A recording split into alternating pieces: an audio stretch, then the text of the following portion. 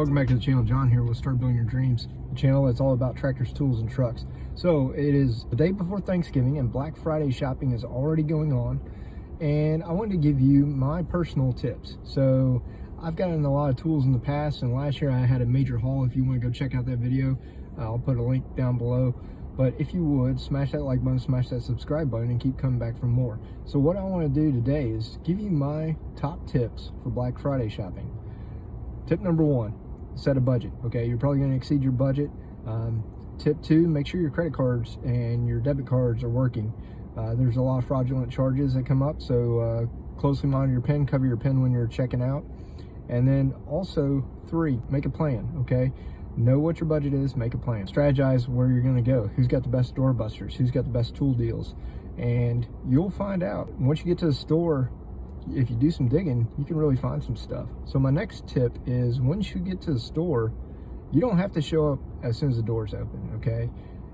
Some of the tool deals, or if they're handing out gift cards, yeah, you got to be there early. But for the most part, you can go through the stores, and just because it's not on the shelf doesn't mean it's not in stock. So check your app. Your apps these days are pretty accurate, and they may have your items in stock, or they might not have your item in stock. But if it's not on the shelf where it's supposed to be, look high, okay? So 9 times out of 10, I've walked into a store. So you go to like Home Depot in the tool aisle, right? They've got all the displays out there, and you check the app and it says there may be 3 in stock. So if you go back to where the tools are down the main stretch and you look up high, you can usually find what you're looking for.